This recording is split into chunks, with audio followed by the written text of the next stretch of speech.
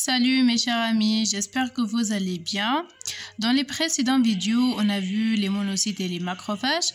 Maintenant, je m'intéresse aux cellules à aspect dendritique. Alors à propos des cellules dendritiques, elles présentent la même structure que les macrophages, la présence d'un noyau, et ce sont des cellules nucléées, la présence des granules qui renferment des molécules à activité bactéricidie et qui renferment aussi les cytokines impliquées dans l'inflammation, et aussi les pseudopodes ayant pour rôle la capture des différents agents pathogènes, soit virus ou bactéries. Selon la fonction, les cellules dendritiques peuvent être classées en deux catégories différentes, les cellules dendritiques proprement dites et les cellules dendritiques folliculaires. Les cellules dendritiques proprement dites suivent le même processus de différenciation et de maturation d'autres cellules comme les monocytes, les macrophages, les érythrocytes qui sont les globules rouges, les mastocytes impliqués dans l'inflammation et les granulocytes polynucléaires basophiles, eosinophiles et neutrophiles. Donc, elles sont d'origine hématopoïétique à partir d'une cellule souche multipotente et un progéniteur myéloïde et non lymphoïde. À propos des sous-populations des cellules dendritiques proprement dites, il existe deux sous-populations, les cellules dendritiques myéloïdes notées MCD, comme les cellules dendritiques interstitielles et la cellule de Langerhans qui sont fréquentes dans la peau.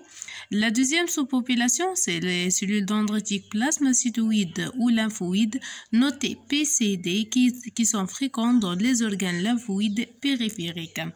Les deux sous-populations de ces cellules dendritiques se distinguent par leurs marqueurs membranaires qui existent à la surface de la cellule, les fonctions et la répartition tissulaire dans l'organisme. Je commence tout d'abord par les marqueurs membranaires. Les cellules dendritiques se ressemblent aux macrophages du fait qu'il n'existe pas réellement des marqueurs phénotypiques spécifiques de cette cellule, mais elles présentent une grande hétérogénéité et plasticité phénotypique très importante, c'est-à-dire une grande variabilité de changer le phénotype selon la fonction et la localisation. Donc, comme j'ai déjà dit qu'il n'existe pas des marqueurs phénotypiques spécifiques des cellules dendritiques parce que les marqueurs phénotypiques varient selon l'état, immature ou bien mature, repos activé, le micro-environnement moléculaire qui est formé par les cytokines produites par les autres cellules immunitaires et même la localisation des cellules dendritiques dans l'organisme, dans les organes, dans la rate, ganglion lymphatique, la peau et dans le sang parce qu'il faut noter que les cellules dendritiques sont dispersées dans tout le corps. Donc, on trouve des cellules dendritiques circulant dans le sang, dans la lymphe, les cellules dendritiques au niveau de la peau comme la cellule de Langerhans ayant un rôle du contrôle et de surveillance et même aussi dans les organes lymphoïdes périphériques, puisque les cellules dendritiques jouent un rôle très important dans le déroulement des réponses immunitaires, surtout l'initiation et l'induction des réponses immunitaires spécifiques par la présentation de l'antigène aux lymphocytes T, soit lymphocyte helper, soit lymphocyte cytotoxique. Donc, c'est une CPA professionnelle. C'est pour cette raison qui est obligatoirement présente dans les organes lymphoïdes périphériques, essentiellement la rate et le ganglion lymphatique. La localisation des cellules dendritiques ou bien la répartition tissulaire dans l'organisme entier. Les cellules dendritiques sont trouvées en très faible nombre dans la circulation, mais infiltrent tous les tissus.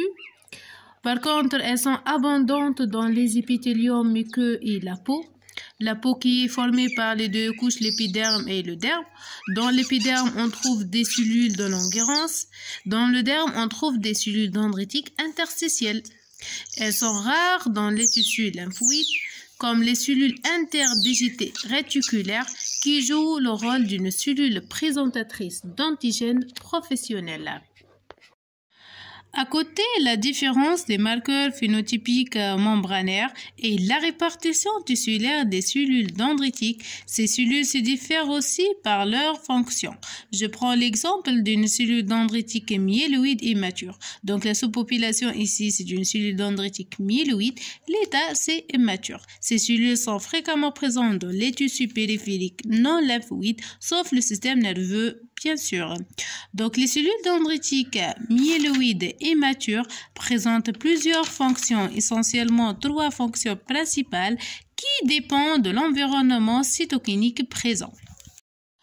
En présence de l'interleukine 10, qui est une cytokine anti-inflammatoire, les cellules dendritiques myéloïdes immatures favorisent l'énergie des lymphocytes T. En présence des cytokines inflammatoires comme l'interleukine 2 et l'interleukine 4 produites essentiellement par les lymphocytes T helper, les cellules dendritiques myéloïdes immatures favorisent l'activation et l'amplification des lymphocytes T. En absence de tout contact entre l'interleukine 10 et les cytokines inflammatoires, ceci aboutit à l'apparition de lymphocytes T suppresseurs notés TR. À propos, les cellules dendritiques plasmacytoïdes ont noté aussi les cellules dendritiques lymphoïdes. Dans le cas d'une cellule dendritique plasmacytoïde mature, on trouve une grande plasticité fonctionnelle. On trouve largement des fonctions assurées par cette sous-population, telles que la défense contre les virus et contre les bactéries, l'amplification des réponses immunitaires adaptatives, donc elles sont des activateurs professionnels des lymphocytes helper, l'activation aussi des lymphocytes cytotoxiques et l'orientation de la différenciation du lymphocyte helper naïf noté TH0 en lymphocyte helper du type 2, donc d'état fonctionnel 2, donc qui produit l'interleukine 3, l'interleukine 4, l'interleukine 5, l'interleukine 6, l'interleukine 10, l'interleukine 13 et le facteur de nécrose tumorale alpha.